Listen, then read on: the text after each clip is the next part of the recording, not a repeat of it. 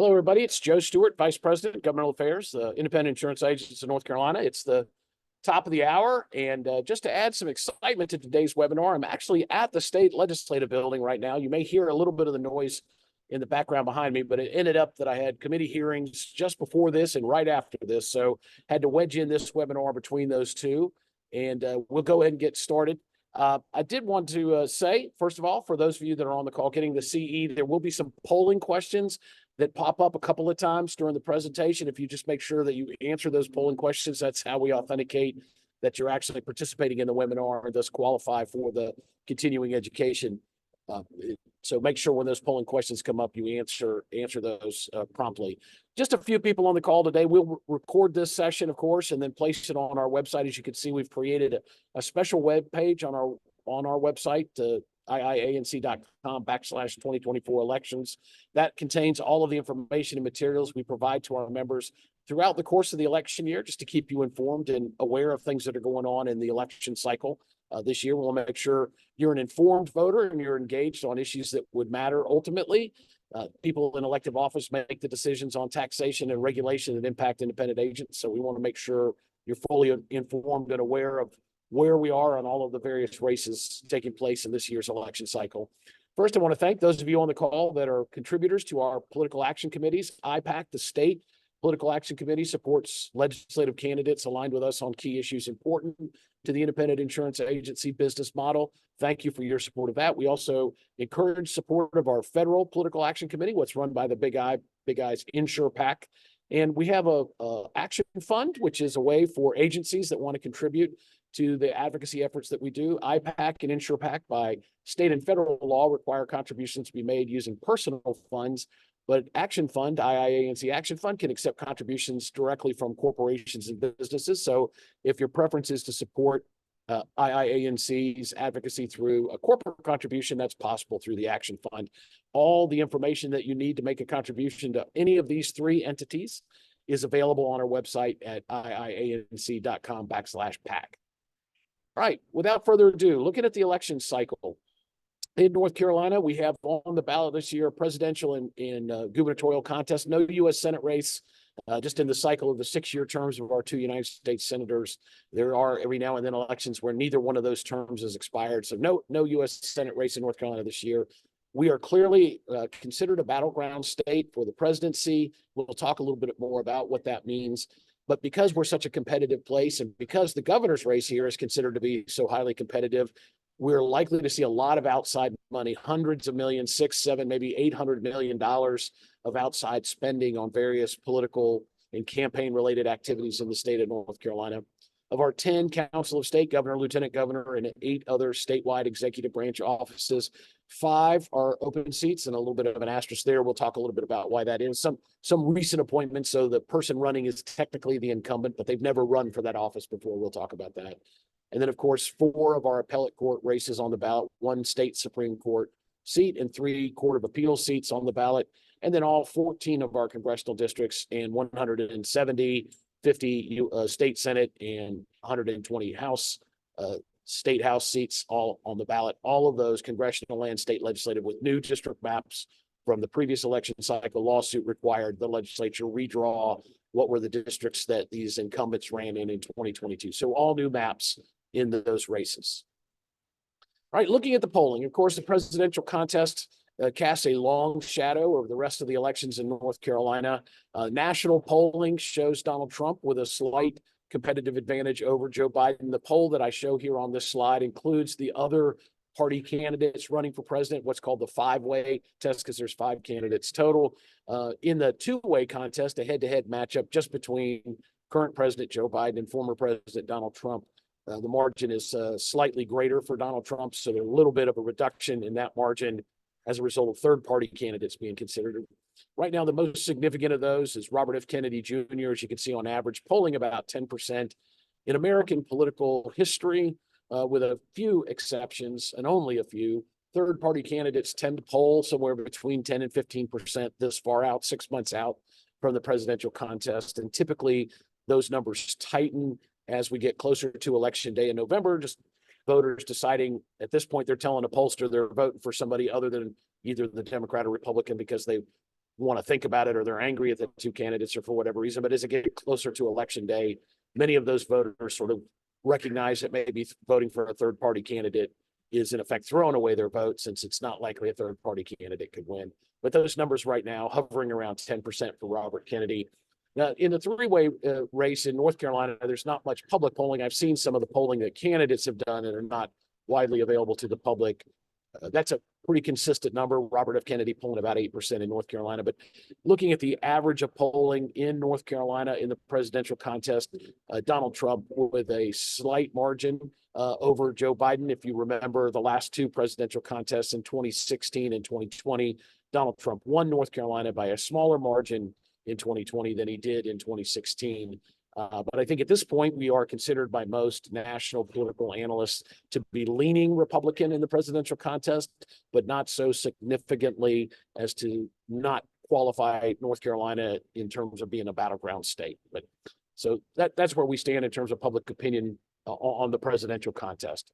Now, the introduction of a third party candidate, Robert F. Kennedy Jr. has announced that his running mate, Nicole Shanahan, is his choice for vice president. The states that you see in this map, colored orange, are the states where Robert F. Kennedy Jr.'s campaign has qualified to be on the ballot as a presidential candidate, including North Carolina. But as you can see, it's a difficult enterprise to get on the ballot as a non-Democrat or non-Republican candidate for president. There's no guarantee, and it's all very likely Robert F. Kennedy will not appear on the ballot in every single state for various reasons. And so it doesn't seem likely as a result that he would be able to win the presidency or get enough electoral college votes to be able to be a competitor in the ultimate selection of the president.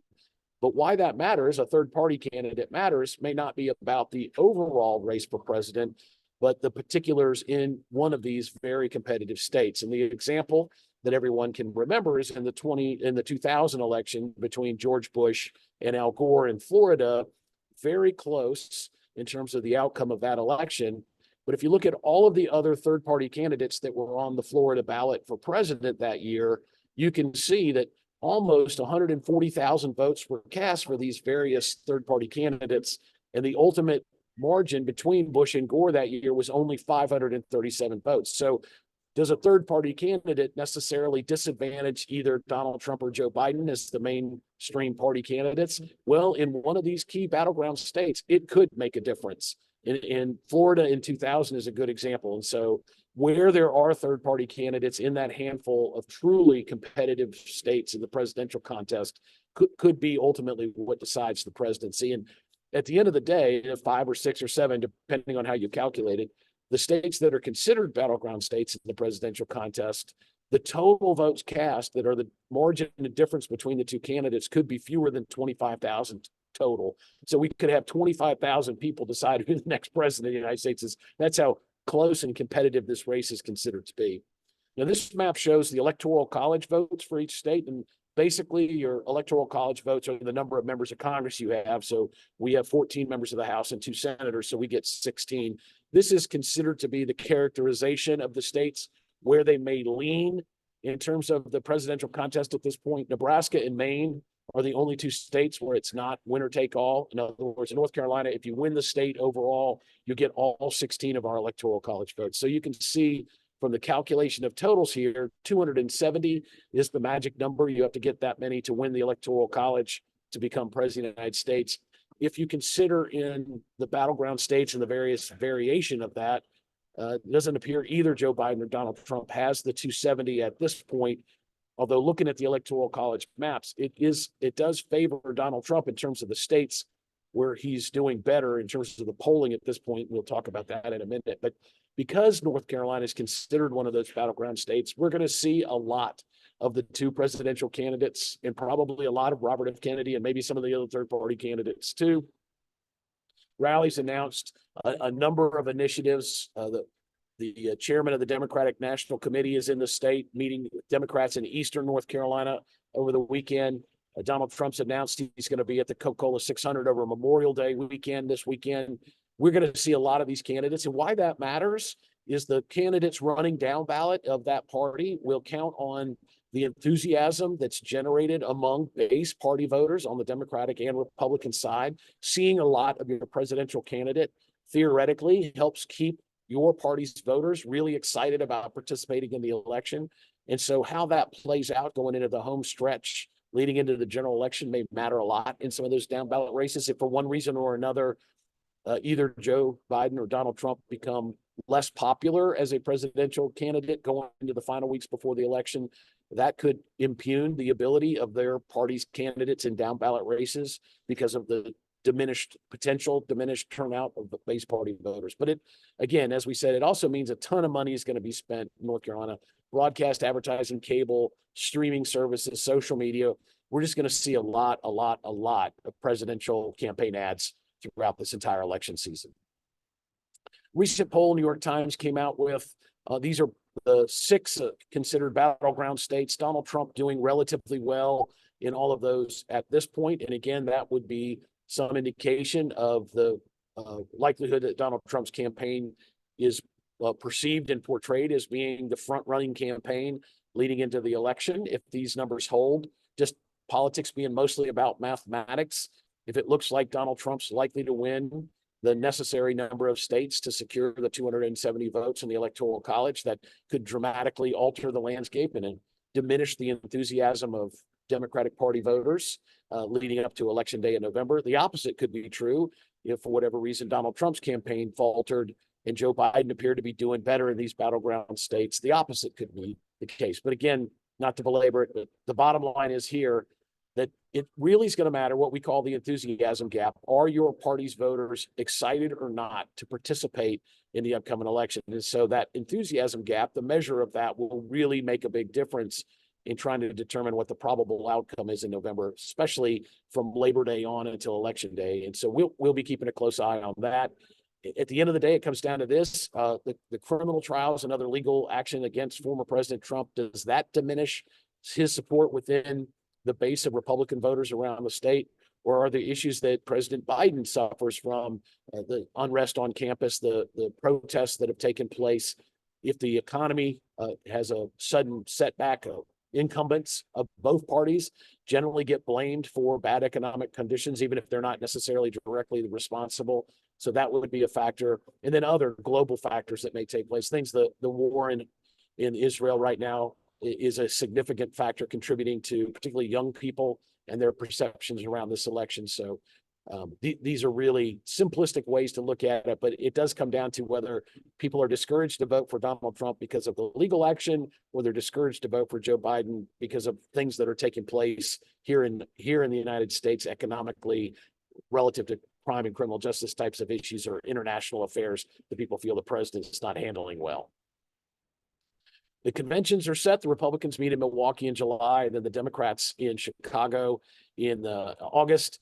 Typically, the biggest event remaining is the presidential debates, and there's a commission on presidential debates. Well, Joe Biden just announced that he and Donald Trump had agreed to debate in July to get in September, but not under the auspices of the Commission on Presidential Debates. They're going to go outside of the convention. So for the first time since the late 80s, presidential debates will be managed by the two campaigns and not by the Commission on Presidential Debates. We'll see if that makes a significant difference. The first debate, July 27th, will come after the Republican convention. The second one in September after the Democratic convention. Typically, these are pretty strong indicators of at least the aftermath of presidential debates and how well a candidate did. If they stumble significantly or they do so much better than their rival, it can boost their standing among voters a little bit. We'll see. It looks like those two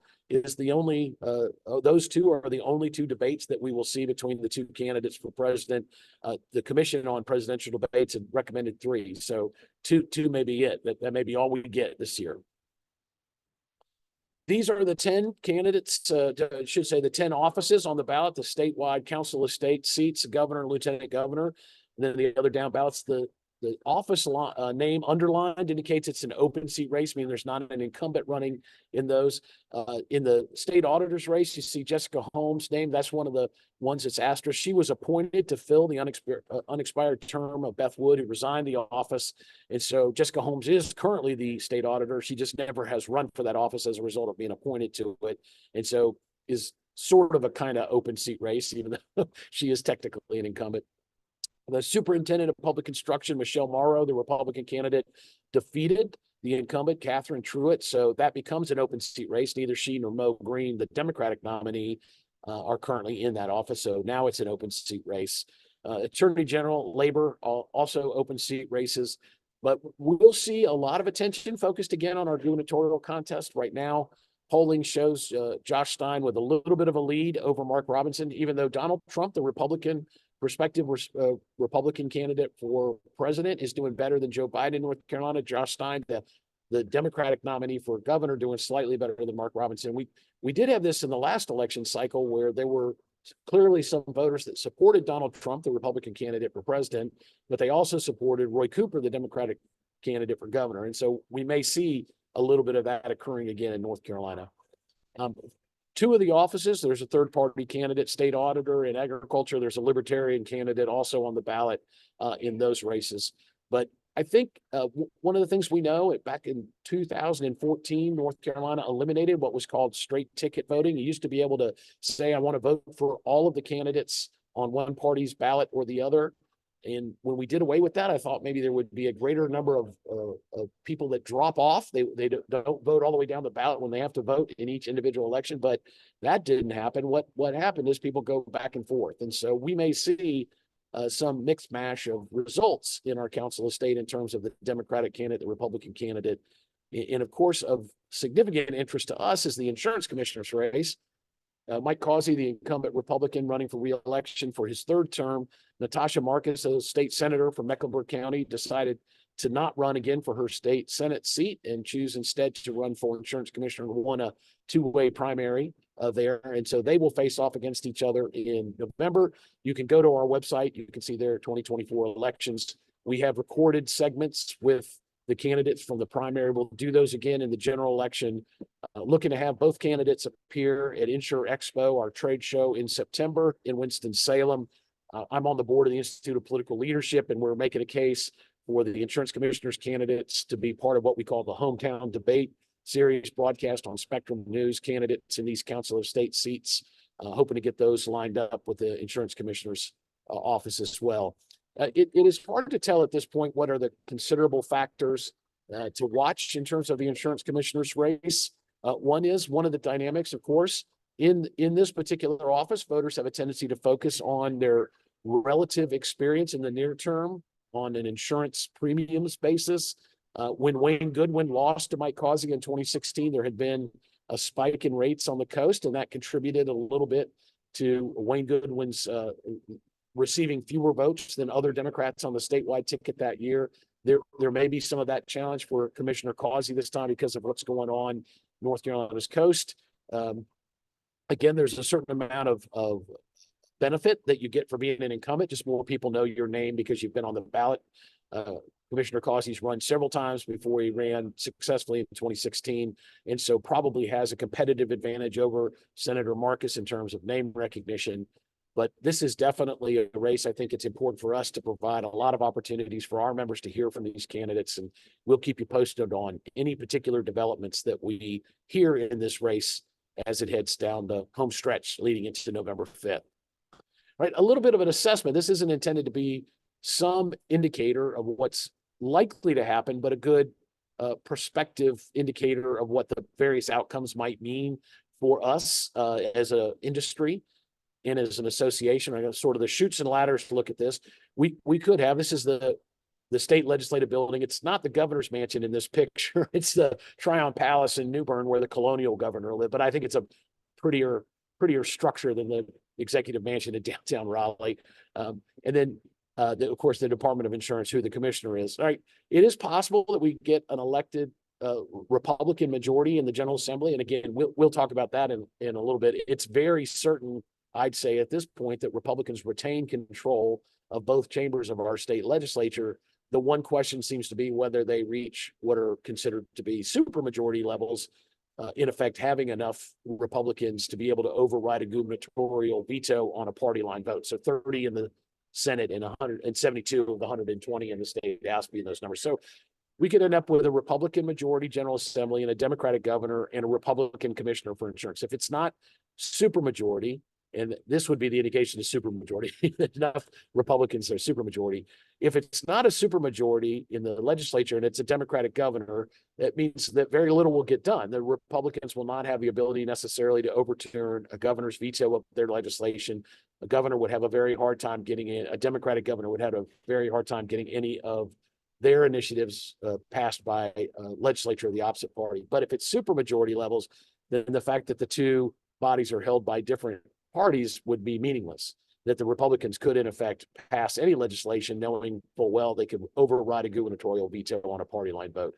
That would mean that whatever the Republican Commissioner of Insurance and the Republican legislature agreed was good for the agents and the carriers would in all likelihood be enacted. Whether that was something we supported or not, that would of course matter a lot, but it's a dynamic that we could expect is at least a possibility of the Republicans having complete ability to enact any legislation they wanted in 2025. The other is it's possible that there's a Republican majority and even a supermajority Republican governor and a Republican insurance commissioner. At that point, you would assume, because they're all of the same party, that there would be no conflict. We would have been able to get anything done that all three agreed upon. But that having been said, even governors and legislatures of the same party don't always get along on every single issue. Generally speaking, for our stuff, which is not controversial, generally speaking, just having a willingness of the executive branch and the legislative branch to agree to discuss the issues is all we really need. But there are, of course, other political dynamics that come into play when you have these various scenario outcomes. Finally, not finally, but the additional scenario is that we have a Republican legislature and a Democratic governor and a Democratic insurance commissioner, and that would be a challenge. And again, it would matter. It's possible. It's a distinctly distant outcome possibility to have a Republican legislature, Republican governor, yet a Democratic insurance commissioner, although that's certainly a possibility. Those sorts of complexities would make negotiating the partisan divide between the insurance department and the legislature very tricky, not impossible. But these are all scenarios that we're thinking about and making sure we have strong relationships no matter what the outcome is so that we're able to get things accomplished for our members. These are the 4 appellate court seats on the ballot, 1 state Supreme Court. Currently are 7 justices, 5 are Republicans and 2 are Democrats. And so a partisan shift in the control of the state's Supreme Court is not necessarily impacted by this outcome. Allison Riggs, the Democrat, is, again, she's asterisk. She was appointed to fill the seat when Mike Morgan resigned the seat to run in the Democratic primary for governor. So she's not run for a justice seat before, but she is currently the justice. She came from the Court of Appeals, so she's run statewide. And so maybe that gives her some of the same benefit of incumbency. Of the 3 appellate court seats, Carolyn Thompson was appointed to fill the vacated seat left by Allison Riggs to join the state Supreme Court. But 3 of those races, one, it's sort of an incumbency for Carolyn Thompson, even though, again, she was appointed. Valerie Zachary is an incumbent member of the court. And then Chris Freeman beat the Republican incumbent in that appellate court seat. Generally, these races don't get a lot of attention. A lot of outside money is used to advertise for and against Supreme Court and appellate court justices, but very rarely do the Court of Appeals or Supreme Court seats affect other down ballot statewide or local races. Okay, real quick summary, because we're going to talk a little bit about the partisan disposition of legislative districts. I always like to make it clear the way these assessments are made. This is the example I've come up with. If Bugs Bunny and Mickey Mouse are running against each other in North Carolina, if in the statewide contest, if Bugs Bunny got 53% of the vote and Mickey Mouse got 47% of the vote, but in a particular district, and here, say in Congressional District 7, in that same race, Bugs Bunny got 58% of the vote and Mickey Mouse 42% of the vote, you would say that district has a +5 rating for Bugs Bunny, meaning it's more likely that candidates of the Bugs Bunny party are going to do 5 percentage points better than Bugs Bunny candidates will do statewide. So when we talk about the disposition on a partisan basis of congressional and state legislative races, it is based on that kind of historical voting data assessment. It's not what I think. It's not what is anybody's wish or desire. It is really, truly an analytical assessment made based on what's happened in that part of the state among voters who did vote in elections over the last several statewide election cycles. So these are the 14 congressional districts that are up for this election cycle, slightly different map than 2022. And currently, we have 7 Democrats and 7 Republicans in our congressional delegation. The maps were configured to be slightly more favorable for Republicans by the Republican-controlled state legislature. And so looking at the districts of the 14, the coloration of the names of the counties here indicates that partisan disposition of voters in that particular part of the state. Blue meaning voters there have a tendency to support Democratic candidates, more red, the opposite being for Republicans. The one truly competitive district in our congressional configuration is the 1st district in northeastern North Carolina. There, the historical voting patterns don't favor either Democrats or Republicans. Have been more or less equal over the last couple of election cycles. So of the 14 congressional races, the 1st is really the only race that's up for grabs. And so Don Davis, the Democratic incumbent there, faces Lori Buckhout, retired Army colonel, won the Republican primary.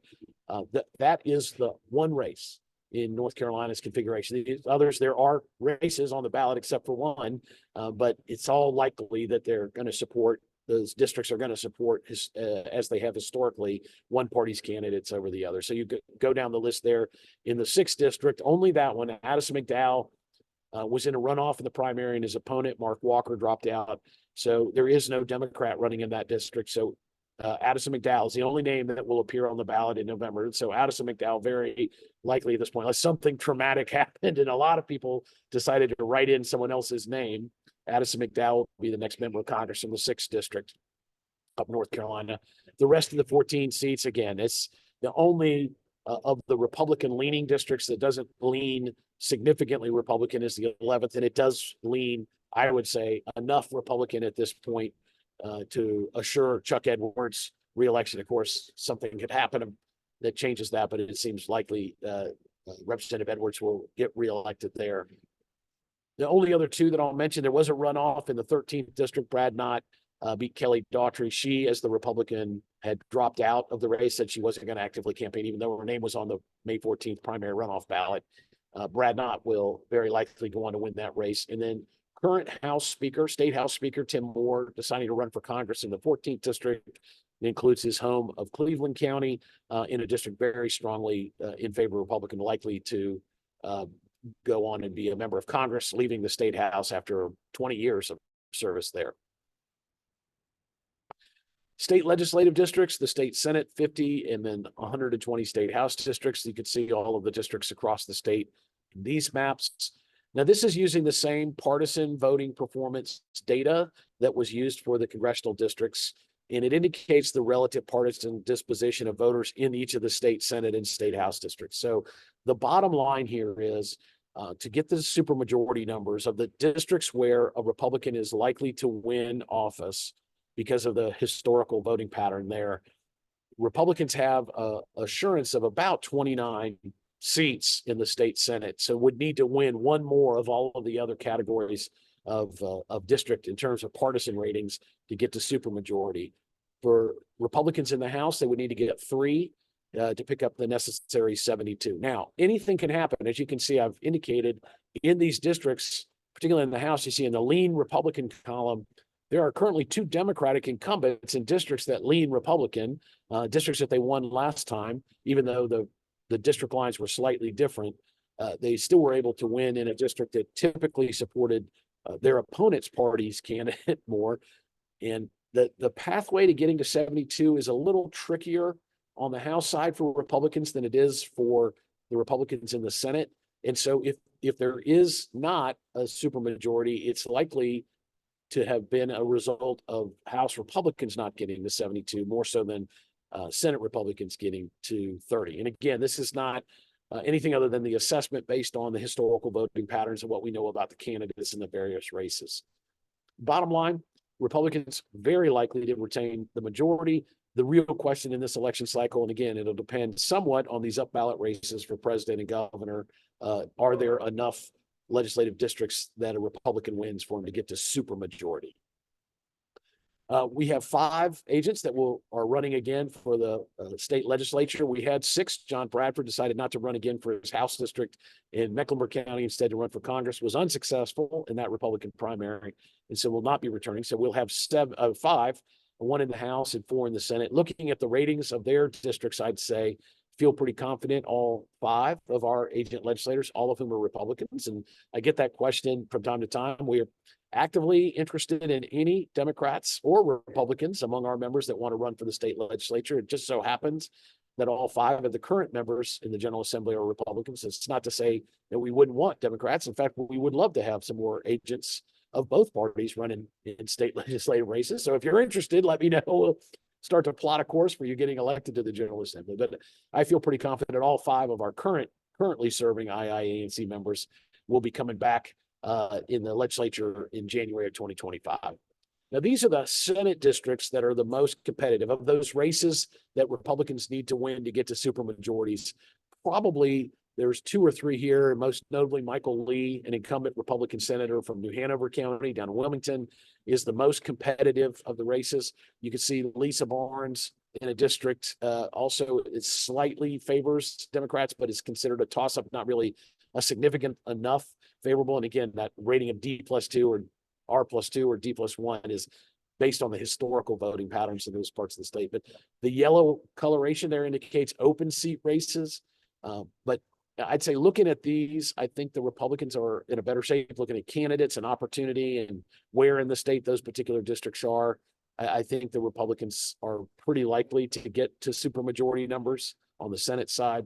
Same listing for the House seats that are in play. Again, the yellow means they're open seat races where there's a interesting dynamic. You have a few seats where the rematch, like in the 5th district, Howard Hunter and Bill Ward run against each other. They run before. Alan Chesser in the 25th district, that's an incumbent, fended off a pretty serious Republican primary challenge there. But again, I think there's just enough of a different array of seats in play for the House. It makes their pathway to 72 a little tougher than the Senate's pathway to 30. Probably the most notable race in the 105th district, you can see Tricia Cotham. This is an open seat race only in that the district lines were drawn enough. Cotham currently in the legislature, but not in this district because of the redraw of the map. Technically an open seat race, even though she's technically an incumbent just in a different district. But you may recall Cotham was the Democrat who decided to switch and become a Republican during the legislative session this past year. That gave the House Republicans the 72 number they currently have and were able to thus override gubernatorial vetoes. Whether or not there's enough of a backlash among voters in the district that are upset that Cotham switched parties, the district does favor her as a Republican, but her mother, Pat Cotham, who was on the Mecklenburg County Commission for many years, lost re-election in a primary this year, and that was attributed somewhat to what her daughter had done in terms of switching parties. So that may be the one seat that determines whether or not Republicans get to supermajority or not. And then looking at what's going to motivate voters. This is taken from a recent poll where people were asked the question, what's the most important issue in their mind relative to this particular election cycle? What do they hope candidates will talk the most about or offer proposals around? The economy and inflation still considerably in people's minds. And again, the thing to remember, when elections are so close, when it's a tiny handful of people that are truly undecided, the overall voter attitudes may not matter as much as what the voter attitudes are of that tiny segment of the voting population that's ultimately going to make the decision and who wins. And so this is the overall opinions of likely voters in the 2024 elections. But when it comes down to it, it may matter a lot more what that small group of undecided voters want. But typically speaking, at this point, the economy and inflation, economic related issues still forefront in people's minds. And you can see other issues, crime and criminal justice, healthcare, they still rate pretty highly, just not as highly as some of these other issues. And again, this is fluid. People can change their minds and something can happen. An international incident may suddenly promote people to be more concerned about national security than they are about economic issues. Any number of factors could take place. But these are the dynamics that are most interesting at play in this election cycle. One, overall, the general perception among Americans about the economy has improved somewhat, but unlike other presidents, Joe Biden has not enjoyed any of the benefit of people being more optimistic about the economy. Typically, the incumbent president, whomever it is, Donald Trump and Barack Obama as good examples, when people's perception of the economy was good, they gave credit to that president for at least some part of that economic well-being that they felt. They've not done that for Joe Biden. And some of it may just be the way people have locked in. They're absolutely not going to say anything favorable about the president of the party they don't support. Even if they feel like the economic times are good, they no longer give credit for that to the president if the president's not the same party as they are. And so the fact that the economy and the perception of it seems to be good may not help Joe Biden in the way it's helped previous incumbent presidents when they're running for re-election. Most notably in people's minds, the price of gas is a bellwether of whether or not they think the economy is good. We've had a slight uptick in the price of gas recently, although international incidents in the Middle East could significantly affect the output of oil, and that could have a dramatic impact on gas prices in the United States. Although America is no longer an importer of oil, we export oil. We have such a large domestic oil production capacity now. Even something happening disrupting the oil supply out of the Middle East may not necessarily dramatically impact gas prices. Although I think if gas prices shot up, that would further diminish the support for President Biden, at least in the perception of people that are really focused on economic issues. The other is the inflationary pressure we're feeling. The most recent assessment, inflation has been declining somewhat, but not as significantly as wanted. The most recent forecast, the economic forecast, shows inflation remain about 2.5% for the rest of 2024, which will perhaps discourage the Federal Reserve from dropping interest rates too much more. Sort of the bottom line seems to be they were planning to do 3 drops of a 0.25 percentage point each. They may only do 2 drops of a 0.25 percentage point, but it's the inflationary pressure within the grocery sector that I think is most conspicuous to voters, and people feeling those expressing frustration with the economy are more often pointing to the price of groceries as the reason why they feel that way. So if grocery prices continue to remain a driver of inflation, that may impact people's perception, economically minded voters, their perception of whether or not to support Joe Biden or Donald Trump. I think the Democrats are very concerned. Some of the issues that have risen recently on college campuses, protests about the war in Gaza, and perceptions around Joe Biden and his position that he's taken relative to Israel and Hamas in a Palestinian state. I'm old, but I'm not old enough that I remember the 1968 Democratic National Convention, but a considerable anti-war, anti-Vietnam War protest really plunged the Democratic Party into chaos for almost a decade.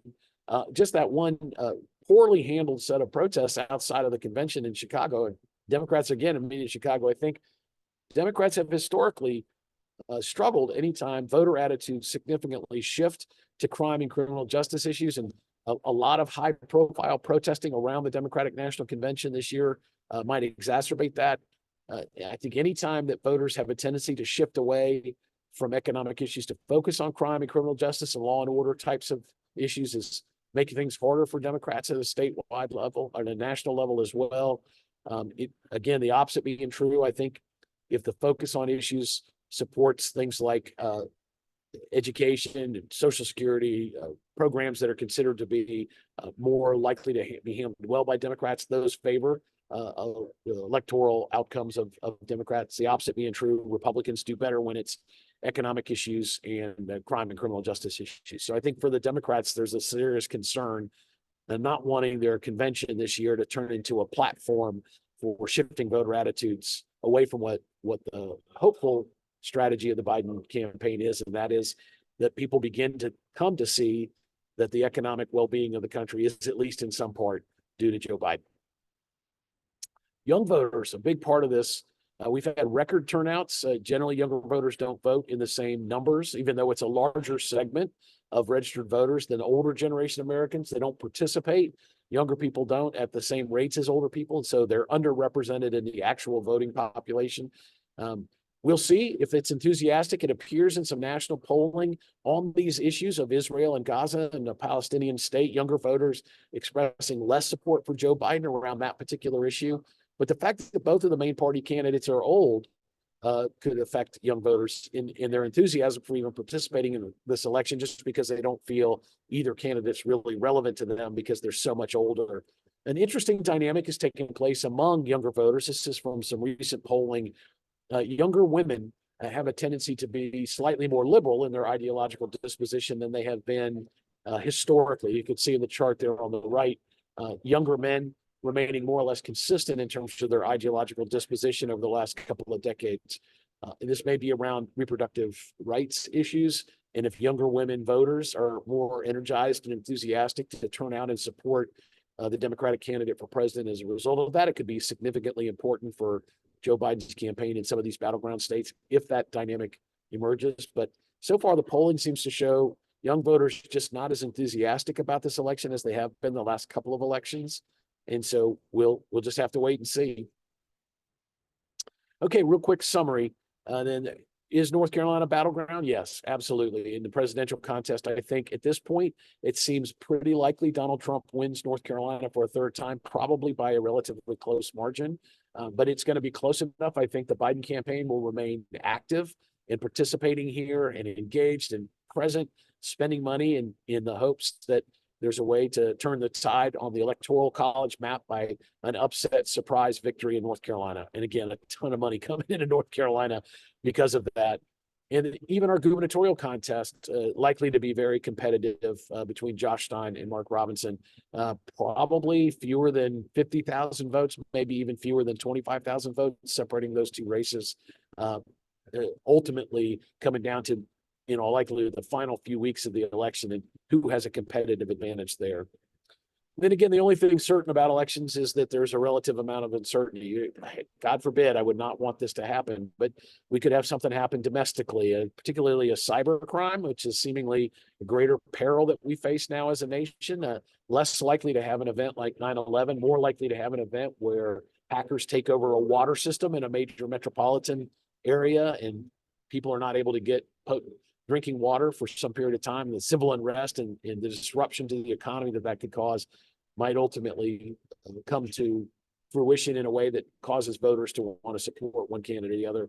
Some other international crisis, we got plenty of international crisis to go around now, but there's always a chance there's a hot spot in some other part of the world. Things are very tense right now between China and Taiwan. Of course, the North Korean dictator Kim Jong-un continues to launch these missiles to prove his might. That could be a problem. And God forbid, we're also getting ready to start hurricane season June 1st. And the governing body that makes these determinations has announced they're considering creating a Category 6. Currently, there's only 5 categories for hurricanes. Category 5 are sustained winds of in excess of 150 miles an hour. Been enough named storms in the last few years in excess of 190 miles an hour that body's decided it might be time to ratchet up what are considered to be the best way for people to indicate the severity of a particular storm by having a 6th category that storms could be rated as. Well, that wraps up everything we had. There wasn't a lot necessarily to cover that we haven't talked about before, but I did want to give everybody an opportunity that's interested in tracking the elections to get a little bit more insight now that the second primary on May 14th has been concluded. All of the candidates in statewide races are determined and congressional races as well.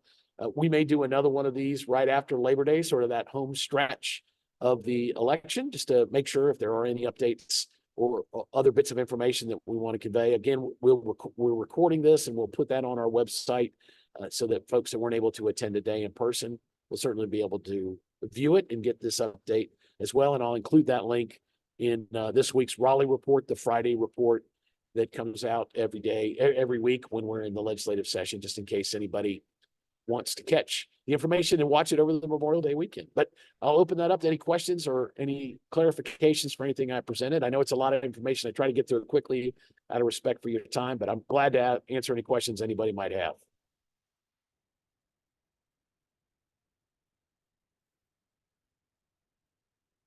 Well, not to belabor it, it's always possible that I did a good enough job that I answered everybody's question during the presentation.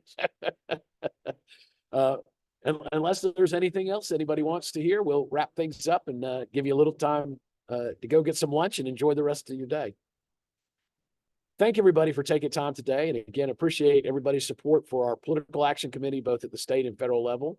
And if there's ever anything I can do to answer a question or help on legislative or regulatory issues, please feel free to reach out. With that, enjoy the rest of your day. Yeah. Thank you, Joe.